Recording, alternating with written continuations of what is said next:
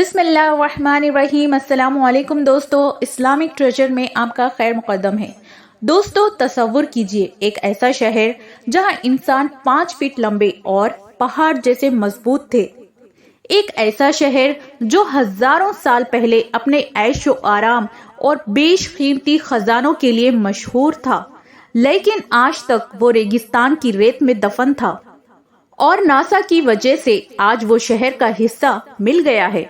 आज हम जानेंगे इस शहर की हैरत अंगेज दास्तान, जिसे कुरान में 1400 साल पहले ही शहर इरम के नाम से याद किया गया है।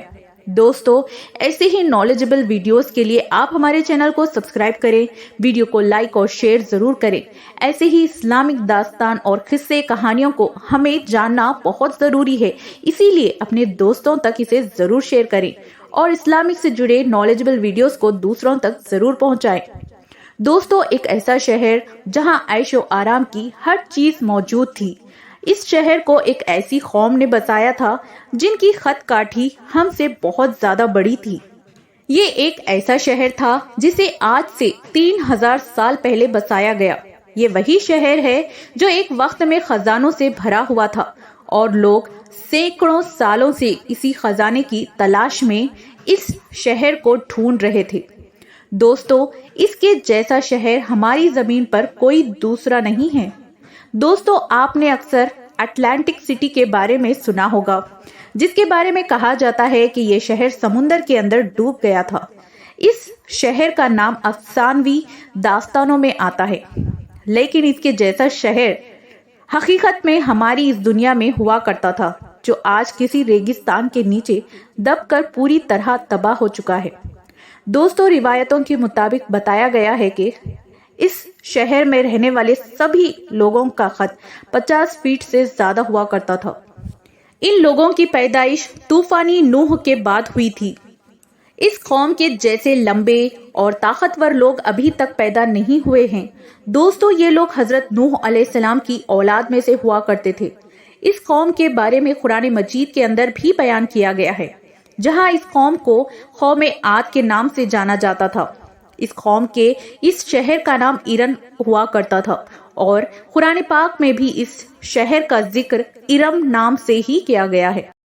दोस्तों, ये दुनिया की इतिहास का सबसे एडवांस और खूबसूरत शहर हुआ करता था, लेकिन इसके बाद इस शहर के साथ ऐसा क्या हुआ जो आज इसका नामो निशान पूरी तरह से मिट चुका है।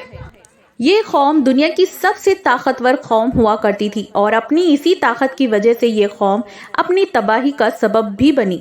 ये लोग अपनी ताकत के नशे में इतने चूर थे कि उन्होंने अपने दरमियान मौजूदा पैगंबरों के अहकामात का मजाक उड़ाना शुरू कर दिया, और जब ये अपनी इन हरकतों से बाज ना आए तो अल्लाह ने एक ऐसा अज़ाब नाजिल हुआ जिसे सुनकर हर किसी की रूह कांप जाती है। अल्लाह ने हजरत हूद अलैहिस्सलाम को इन लोगों के बीच पैगंबर बनाकर भेजा था और आपने उन लोगों तक अल्लाह के पैगाम को पहुंचाया, लेकिन ये लोग अपनी ताकत के नशे में कुछ सुनने को तैयार ही नहीं थे। इन लोगों ने अल्लाह के पैगाम को रद्द कर दिया। यही वो वक्त था जब उनके ऊपर अजाब मुकर्रर कर दिया गया। इसके बाद इस कौम के ऊपर हिदायत का वक्त खत्म हो गया। इन पर अजाब की सूरत में अल्लाह ने पहले कई सालों तक इन्हें बारिश से महरूम रखा, यानी कि कई साल तक इनके शहर में कोई बारिश नहीं हुई, और जब इनके खात्मे का दिन आया तो बहुत काले घने बादल इनकी बस्तियों की तरफ आने लगे, जिसे देखकर इन लोगों ने खुश होना शुरू कर दिया और खुशी के मारे कहने लगे कि ये बादल हमारे ऊपर बरसेंगे और हमारे शहर को सरसब्ज कर देंगे। उन्हें मालूम नहीं था कि ये बादल उनकी तबाही की वजह बनने वाले हैं और यही उन्हें अंजाम तक पहुंचाने वाले हैं। दोस्तों, इन बादलों के साथ हवा की शिद्दत बहुत ज्यादा हो गई और देखते ही देखते ये हवा एक तूफान में बदल गया। तूफान की शिद्दत इतनी ज्यादा थी कि इसने यहाँ मौजूदा घरों और उन 50 से 70 फीट के इंसानों को हवा में इस तरह उड़ाना शुरू कर दिया कि जैसे भूसा उड़ाया जाता है। दोस्तों, आज की साइंस हमें बताती है कि ये तूफान कोई जमीनी तूफान नहीं था, क्योंकि आज तक जमीन पर इतने तेज तूफान की डेंसिटी को रिकॉर्ड ही नहीं किया गया, और हो सकता है कि ये तूफान किसी बार माहौल के जरिए हमारी जमीन पर आया हो या दूसरे रहस्यमय कारणों से आया हो। یہ طوفان اتنا خطرناک تھا جس نے اس طاقتور قوم کو کچھ ہی گھنٹوں کے اندر پوری طرح ہلاک کر دیا اور ان کا یہ پورا کا پورا خوبصورت اور ایڈوانس شہر زمین کے اندر دفن ہو گیا۔ دوستو، اتنا وقت گزرنے کے بعد بھی اس شہر کی تلاش جاری ہے اور اب یہ دعویٰ کیا جا رہا ہے کہ ارم نام کا یہ شہر ڈھونڈ لیا گیا جو اس طوفان کے بعد ریگستان میں کہیں دفن ہو گیا تھا۔ اس کے علاوہ دوستو، آپ نے کئی بار یہ پڑھا اور سنا ہوگا کہ پیرامڈز کی تعمیر ستاروں کے پیٹرن کے حساب سے کی گئی تھی، کیونکہ اس وقت یہ لوگ ستاروں کو بہت بڑا مانا کرتے تھے۔ یہ سلسلہ مصر کے فرعون کے دور میں اور قوم عاد کے دور میں عام ہوا کرتا تھا۔ اس وقت جس ستارے کو سب سے زیادہ اہم مانا جاتا تھا اس کا نام ہے سیریس اسٹار۔ دوستو، اس ستارے نے اپنے اندر کئی سارے راز دفن کر رکھے ہیں۔ اس کے علاوہ دوستو، بتایا جاتا ہے کہ پیرامڈز کو بھی قوم عاد کے لوگوں نے ہی بنایا تھا، لیکن کئی سارے لوگ ایسے ہیں جو ان باتوں پر یقین نہیں کرتے اور ان تھیوری کو صرف ایک اندازہ بتاتے ہیں۔ دوستو، مصر کے پیرامڈ اور قوم عاد کا تعلق کا پہلا ثبوت یہ ہے کہ جب ان پیرامڈ کی کھدائی کی گئی تو اس کھدائی کے دوران ایک انسان کے ہاتھ کی بہت بڑی انگلی ملی، جس انگلی پر ریسرچ کی گئی اور بات سامنے آئی کہ یہ انگلی کسی بہت بڑے خط کاٹھی والے انسان کی تھی، اور اتنے لمبے خط والے لوگ تو صرف قوم عاد اور قوم سمود میں ہوا کرتے تھے۔ دوستو، کئی لوگ قوم عاد کو ان پیرامڈ کی تعمیر کا ذمہ دار بتاتے ہیں، کیونکہ آج کے وقت میں کوئی بھی ٹیکنالوجی ہمارے پاس ایسی نہیں ہے جو اتنے بڑے پیرامڈ بنا سکے، جسے ہمیں اندازہ ہوتا ہے کہ اس کارنامے کو قوم عاد نے ہی انجام دیا ہوگا، کیونکہ کوئی اور قوم اتنے لمبے پیرامڈ بنا ہی نہیں سکتی جب تک اس کی لمبائی زیادہ نہ ہو۔ چنانچہ دوستو، 1988 میں جو انگلی ملی تھی یہ دیکھنے میں بالکل بھی کسی عام انسان کی انگلی کی طرح نہیں تھی۔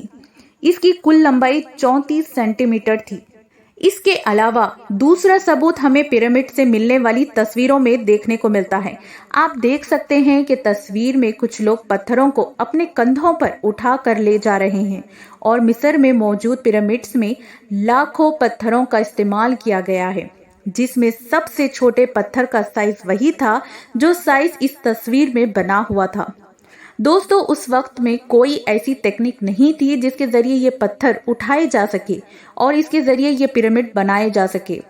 3 ٹن وزن والے ان پتھروں کو اٹھانے والا کوئی عام انسان نہیں ہو سکتا، بلکہ ان کے بارے میں لوگوں کا دعویٰ ہے کہ یہ قوم عاد کے ہی لوگ تھے، جنہیں اللہ نے ان کی سرکشی کی وجہ سے تباہ و برباد کیا، اور ان کا وہ شہر جو کسی ریگستان میں دفن ہو گیا تھا اسے بھی آج کھوج لیا گیا ہے۔ دوستو، اس شہر کے آثار یعنی اتہاس کاروں کے لیے تو آج بھی گمنام ہیں، لیکن اس کے بارے میں قرآن کے اندر آج سے 1400 سال پہلے بیان کر دیا گیا ہے۔